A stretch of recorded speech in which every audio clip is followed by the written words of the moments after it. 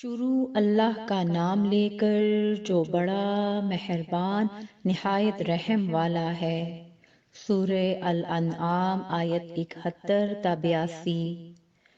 کہو کیا ہم اللہ کے سوا ایسی چیز کو پکاریں جو نہ ہمارا بھلا کر سکے نہ برا، اور جب ہم کو اللہ نے سیدھا رستہ دکھا دیا تو کیا ہم الٹے پاؤں پھر جائیں؟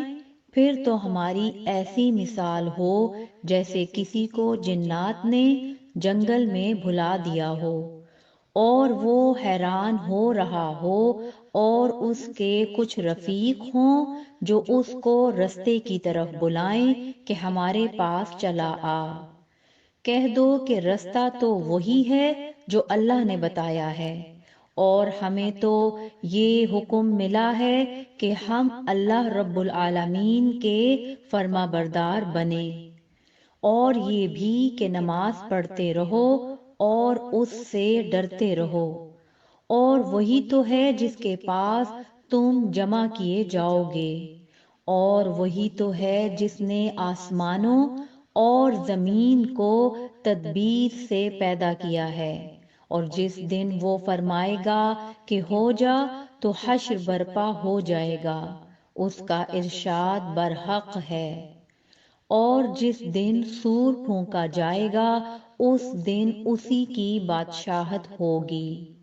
وہی پوشیدہ اور ظاہر سب کا جاننے والا ہے، اور وہی دانا ہے، خبردار ہے۔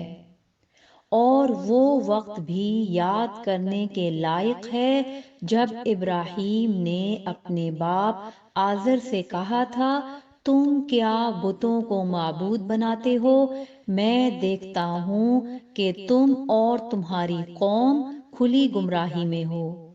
اور ہم اس طرح ابراہیم کو آسمانوں اور زمین کے عجائبات دکھانے لگے تاکہ وہ خوب یقین کرنے والوں میں ہو جائیں۔ یعنی جب رات نے ان کو پردہ تاریکی سے ڈھانپ لیا تو آسمان میں ایک ستارہ نظر پڑا۔ کہنے لگے یہ میرا پروردگار ہے۔ جب وہ غائب ہو گیا تو کہنے لگے کہ مجھے غائب ہو جانے والے تو پسند نہیں۔ پھر جب چاند کو دیکھا کہ چمک رہا ہے تو کہنے لگے یہ میرا پروردگار ہے، لیکن جب وہ بھی چھپ گیا تو بول اٹھے کہ اگر میرا پروردگار مجھے سیدھا رستہ نہیں دکھائے گا تو میں ان لوگوں میں ہو جاؤں گا جو بھٹک رہے ہیں۔ پھر جب سورج کو دیکھا کہ جگمگا رہا ہے تو کہنے لگے میرا پروردگار یہ ہے، یہ سب سے بڑا ہے۔ مگر جب وہ بھی غروب ہو گیا تو کہنے لگے لوگو، جن چیزوں کو تم اللہ کا شریک بناتے ہو میں ان سے بیزار ہوں۔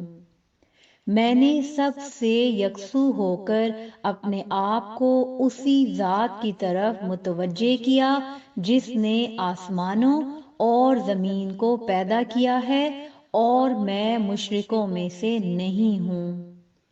اور ان کی قوم ان سے بحث کرنے لگی تو انہوں نے کہا کہ تم مجھ سے اللہ کے بارے میں کیا بحث کرتے ہو؟ اس نے تو مجھے سیدھا رستہ دکھا دیا ہے، اور جن چیزوں کو تم اس کا شریک بناتے ہو میں ان سے نہیں ڈرتا، ہاں جو میرا پروردگار خود چاہے۔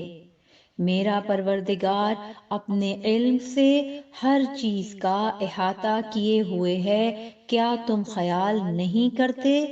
بھلا میں ان چیزوں سے جن کو تم اللہ کا شریک بناتے ہو کیوں کر ڈروں، جبکہ تم اس بات سے نہیں ڈرتے کہ اللہ کے ساتھ شریک بناتے ہو جس کی اس نے کوئی سند نازل نہیں کی۔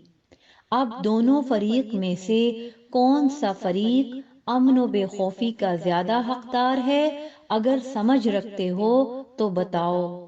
جو لوگ ایمان لائے اور انہوں نے اپنے ایمان کو شرک کے ظلم سے ملوث نہیں کیا، ان کے لیے امن و بے خوفی ہے، اور وہی ہدایت پانے والے ہیں۔